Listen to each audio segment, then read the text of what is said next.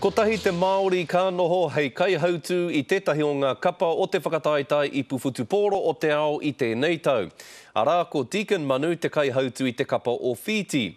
I kōrero mātou ki aia I mua I te tākoro a Whiti ki roto o Whiti a te pōnei.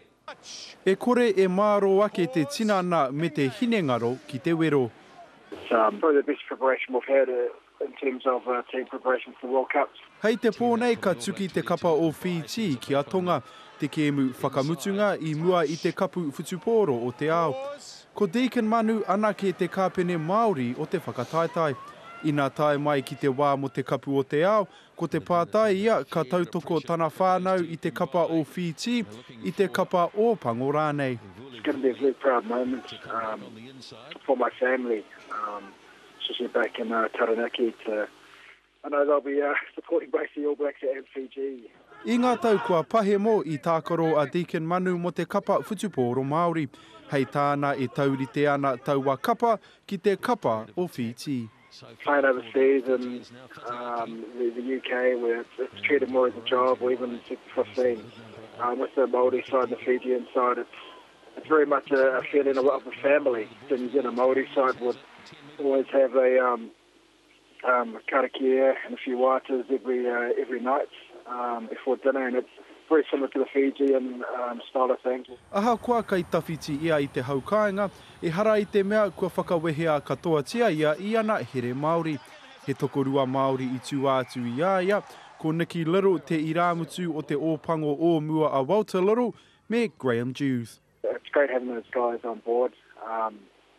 Just to have if you do get a little bit homesick, I guess, they're always there to have a chat about all the foods that we can't wait to eat and we shouldn't eat really when we go back to New Zealand. Ki te tuki te kapa o Pango ki te kapa o Whiti, he wero pēnei pea kai te haere. He te gādna, te karere. Nā, e hia kēnei ngā pakanga hā kina nui tai ore kei te haere ake a nei arangi whakatā. I te nui ngō te wā kāmate tātou ki te whakarongo ki ngā pahu a tūmamao Harawira, engari I tēnei rai te iwi kua tai mai he tangata mārama ki tēnei mea te hā kina ki mo winiata, tēnā koe. Tēnā koe mo te ronga mihi. Mārama keho, mārama pōharu rāne, ai nei ka ki te tātou katoa. Te nui o te utu mo te kākahu kapa o Pango, kātahi. Te whakatau o te whakatairanga rāne kia kaua tātou e mahi I te wā o te whakataita I Puwhutupōro o te ao e hoa. Kua raru ke ngā whakaritenga mo tēnei o ngā whakataitai nui whakaharahara aha koa kāre anō kia tīmata no? Tika tērā, he porangi rau atu kia ku whakaro aua tuahuatanga e rua. Anō hoki ina karino ki koe kia ki te ngā kapu e rua. I te mea I haria rātou I tētahi kapu hurirauna I Aotearoa, kua rongo kōrero tērā pei hara tērā I te kapu o te ao, kai te hari atu rātou I te titiro o te ao mai I te Whutupōro ki nei mea hea nei. Kino. Sāchin, koera te rararu mai rānoa kuma harahara ki tērā umanga whakatairanga nei. Kapa o Pango ki ngā Springboks. Hei nei rangi whakatā nei, kua I katoa? Kāre kore ko te kapa o Pango. Ka whakamate rātau I ngā Springboks. Engari kāre a mako I reira, kāre a kāta I reira? Engari koere te painga o te kapa o Pango, o tēnei o ngā kapa o Pango.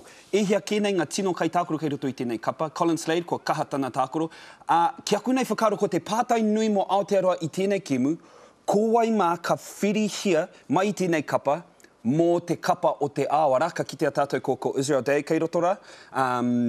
Kia ku nei whakaro, kei te whakataita ia ki te taha o Toeawa mō tana tūranga, ka titiro atu hoki kia Guildford, Jose Gear, Corey James, Sivi Vatu, ko ai mā o rātou ka whirihia. Anō hoki I te mea I kite au, kei roto I a rātou ngā tangata kāri te tākoro, kei te taha e tatari ana, ko Piriwepu rāua ko Andy Ellis, nō reira kārewa te mohio hea hai kei roto rāua tahi I tēnei o ngā kēmu I tēnei wā, nō reira. Ai, ko ngā tūmana. O kikea Graham Henry, he momo whakamātautau tēnei nāna I etahi o ngā kai tākoro. Kia kite atu ia, ko wai ngā mea pai mo te whakataita ipu o te ao, ko wai ngā mea tika ana kia whakarerea ki waho. Engari, e hoa, me kōrero riki mui te mutunga o tātā, wa kōrero tamatoa ki ngā Panthers, ki te toa ngā tamatoa ka toka tā rātou noho ki roto I ngā whiringa whānui o te whakataita NRL. Engari, ko taku pātai, ai rā nei ka toa tonu rātou, I te wā o ngā whiringa whānui, te mea te nui ngō te wā, ka uru ki ngā whiringa whānui, ka tahi ka pakaru te hamuti.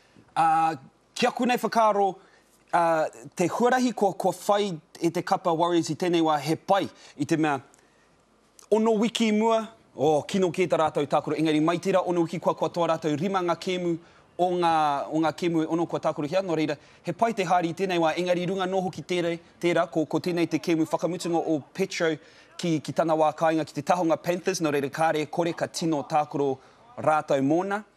He tino kēmu kei te hari hei tēnei mutunga. Nō reira, o whakatau moe nei tākoro e rua kapa o pango me ngā tamatoa? Ai, tika. Ko au e ki ana Afrika ki te tonga? Me ngā Panthers. Rimatara mata. Rimatara? Rimatara. Gōti tēnā. Tēnā koe, māma noi ho te tango i te a wene i te pēpi. Koe ra te kōrero nera. Tēnā koe, Kimo, ngā mihi ki a koe moe nā maramara kōrero e pāna ki te hākinekina. Kia ora rā koe.